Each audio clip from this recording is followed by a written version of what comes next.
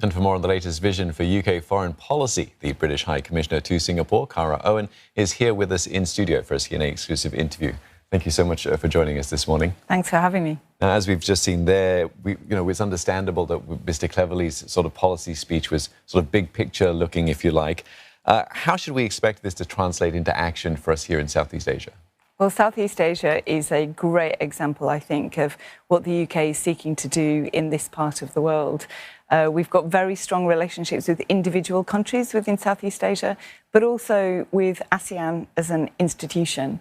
And that relationship looks not only at trade and economic issues, where I think we've got a huge amount to offer in terms of partnership in developing capital markets, in developing financial services more broadly, in the green transition.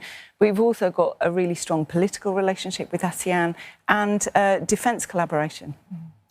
High Commissioner, on China, I mean, there are views that the UK's position and the Beijing, it looks to be softening in comparison to the previous administration. Why is that, and how would you address concerns that this has put a wedge between the UK and the US? I think the UK's position towards China, and the Prime Minister set it out, we're really keen to have a constructive relationship with China. There are many issues like global economic stability and climate change, where we need to be able to collaborate really closely with China, but we will never do so while compromising our own national interest or our own values. Mr. Cleverly was critical of China, though, as well at the same time. He said that it was militarizing at a pace that the world has rarely seen. Now, China has a lot of allies and a lot of influence in Asia and around the region. How do you see the UK sort of managing its relationship with nations here that don't want to get sort of stuck in the middle between China and the UK? So the UK has really strong reasons for engaging in this region. For its region itself, we've got a £100 billion trading relationship with the countries of Asia Pacific, and it's only growing. I think if you look at what we've done with Singapore, for example, we have one of the strongest, most exciting digital economy agreements that has ever been signed. We've just signed a really strong digital partnership with Japan. We have kind of a defence relationship with many of the countries in this region. I think it's really important and evident that we're here for itself. We've got tons to do in partnership with these countries.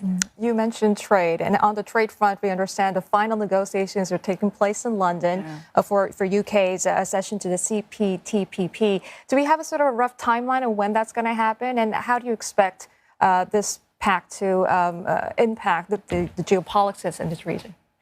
So the CPTPP is a fantastic agreement. It's right at the cutting edge of what trade agreements want to be like. So it's really obvious why the UK is interested in being part of it. But I think the UK will also bring a huge amount.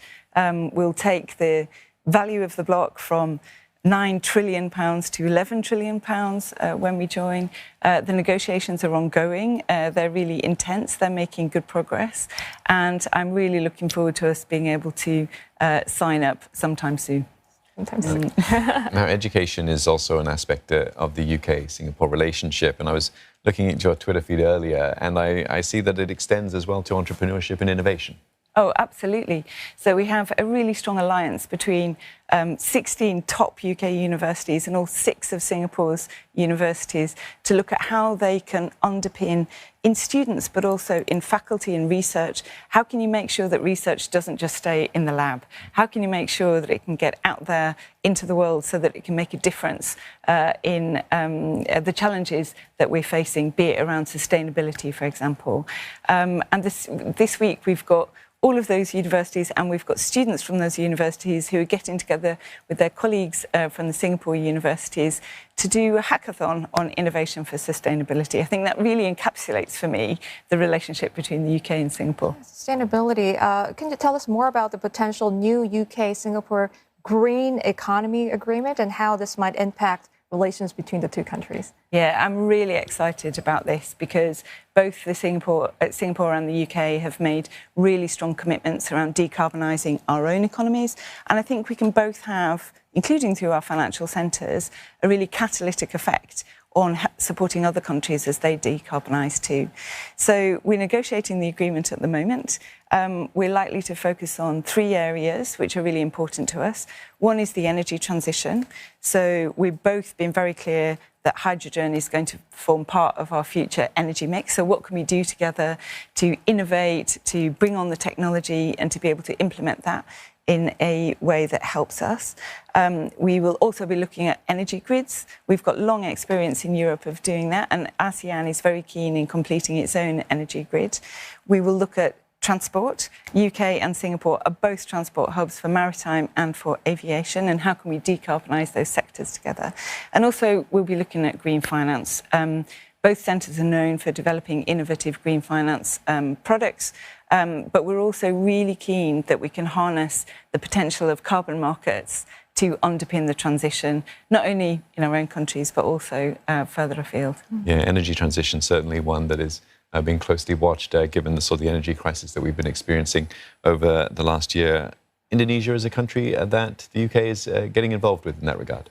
Yeah, absolutely. So the G7 has agreed to support just energy transition partnerships, and the news that came out of the G20 in Indonesia was really significant. You've got a whole range of countries that are supporting that energy transition with finance, with technical assistance, opening up the technology that has been developed. We're doing something also leading alongside the EU in Vietnam to support them as they decarbonise. The governments of both countries have made really ambitious commitments in how quickly they're going to decarbonise their economies, and we're really excited in supporting them on that journey.